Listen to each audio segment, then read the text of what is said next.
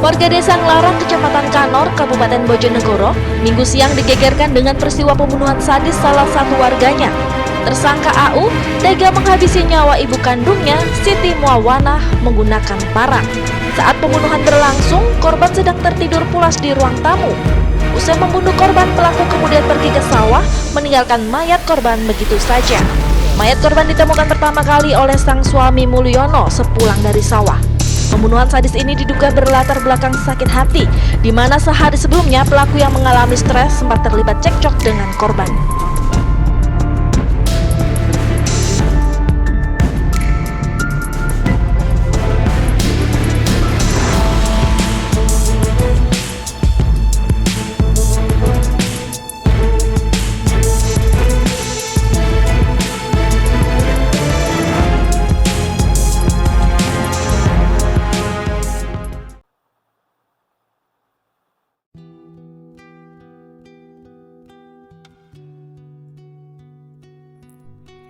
Dunia kian menua, zaman semakin berubah, peradaban pun semakin maju. Ya, peradaban dalam hal kemajuan sosial, perkembangan ilmu pengetahuan dan teknologi memang semakin maju. Namun, apakah peradaban manusia pun mengalami kemajuan? Tak dapat dipungkiri, kini kekacauan dan kerusakan terjadi di mana-mana. Dunia telah menunjukkan ciri-ciri hari akhir. Semakin dekat, semakin banyak kerusakan yang terjadi. Coba kita lihat fenomena yang telah tampak di hadapan kita saat ini. Beragam musibah telah menimpa dunia. Mulai bencana alam, datang virus tak terduga COVID-19, ilmu mulai dicabut perlahan atas kematian para ulama, kasus LGBT, pelecehan seksual, dan berbagai penyimpangan sosial lainnya. Tak dapat kita nafikan bahwa dewasa ini telah banyak manusia yang mengalami dekadensi moral atau akhlak. Bahkan, kini akhlak dianggap sebagai sebuah lelucon. Kesucian namanya telah disalahgunakan. Tak hanya itu, tengoklah pada berita yang menampilkan derita tadi. Seorang anak tega membunuh ayah dan ibu kandungnya sendiri.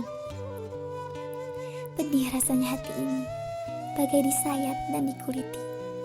Betapa banyak kerusakan yang makin menyeramkan. Wahai sesama khalifah di muka bumi, bukankah telah sampai kepada kita sepucuk surat perintah dari sang penguasa dari semua pemimpin? Sejatinya, kita semua telah menerima surat itu. Namun, mungkin kita tak sempat untuk membacanya, apalagi memahami dan menjalankan perintah dalam surat tersebut. Atau mungkin kita pernah membacanya, namun melupa dan tak pernah ingin mencoba untuk mengingatnya kembali. Jika memang begitu, mari kita buka dan baca bersama-sama surat perintah untuk kita, para pemimpin di muka bumi, dari Sang Maha Kuasa.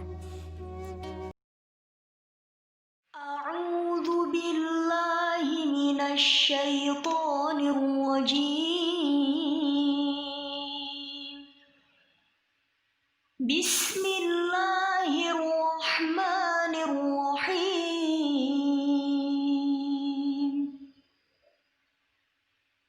وقضى ربك ألا تعبدوا إلا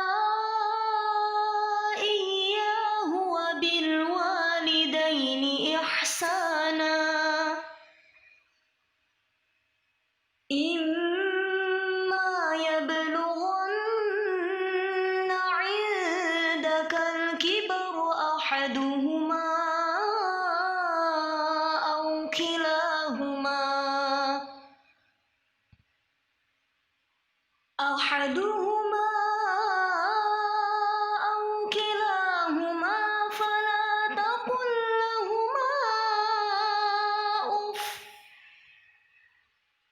فلا تقل لهما أف ولا تنهرهما وقل لهما قولا كريما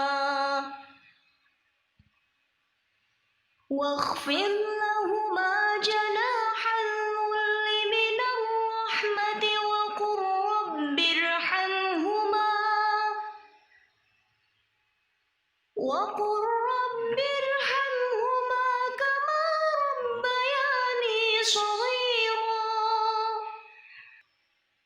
Sadaqallahul Azim.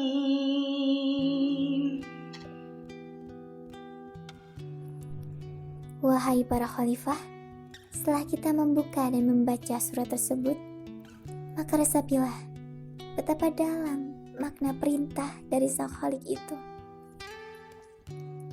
Allah memerintahkan kita agar tidak menyekutukannya dengan sesuatu apapun dan menyertainya dengan larangan berbuat buruk kepada orang tua.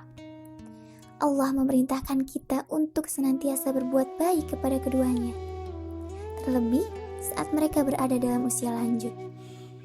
Janganlah kita merasa kesal terhadap sesuatu yang kita lihat dari mereka atau salah satu dari keduanya. Dan janganlah kita memperdengarkan perkataan yang buruk-buruk, bahkan berkata ah saja tidak boleh, apalagi berbuat yang lebih buruk dari itu, semacam pembunuhan tadi. Astaghfirullahaladzim. Na'udzubillahi min zalik. Seorang anak haruslah berbakti kepada orang tuanya. Ayah dan ibunya telah mendidik dan membesarkan dengan penuh kasih sayang. Orang tua adalah karunia terindah dari Sang Ilahi untuk seorang anak. Berterima kasihlah kepada Rabb-Mu dan kepada kedua orang tuamu dengan mendoakannya. Balaslah kasih sayang dengan kasih sayang, kelembutan dengan kelembutan, cinta dengan cinta. Bukan malah membalas kasih sayang dengan sikap acuh, kelembutan dengan kekerasan, cinta dengan dendam. Pantaskah hal itu dilakukan oleh seorang anak? Cintailah kedua orang tuamu sepenuh hati karena Allah. Jangan sampai kau tersulut nafsu amarah yang hanya karena masalah sepele engkau bisa berbuat keji kepada orang tuamu. Ingatlah kembali betapa berat perjuangan ibumu dikala mengandung dan melahirkan. Ia bahkan berani bertaruh nyawa hanya demi anaknya. Kemudian, kesulitannya itu pun seketika lenyap ketika dia mendengar tangisan pertamamu.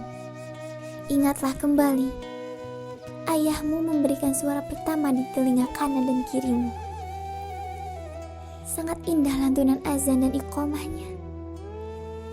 Kemudian merasuk menjadi sebuah imun agar kau tak diganggu oleh makhluk lain dan agar kau selalu dalam perlindungan Allah. Wahai saudaraku, ketahuilah bahwa sesungguhnya berbakti kepada kedua orang tua itu memiliki keutamaan yang sangat besar. Salah satu keutamaannya itu seperti terkandung dalam sebuah kisah mengenai seorang pemuda yang namanya tak terkenal di bumi, namun sangat terkenal di langit. Ialah Uwais bin Amir yang masyhur dipanggil sebagai Uwais Al-Qarni. Kebenaran dari kisah Uwais Al-Qarni ini tercantum dalam sebuah hadis riwayat Muslim. Rasulullah SAW bersabda, sebaik-baik tabi'in adalah seorang laki-laki yang biasa dipanggil Uwais. Dia memiliki ibu dan dulu dia memiliki penyakit belang di tubuhnya. Carilah ia dan mintalah kepadanya agar memohonkan ampun untuk. Subhanallah, begitu indah dan mulianya kisah Uwais Al-Qarni. Beliau patut dijadikan teladan untuk kita. Beliau senantiasa taat kepada ibunya, dan karena ketaatannya itu, beliau memiliki keutamaan yang sangat besar, yakni setiap doanya itu makbul. Masya Allah.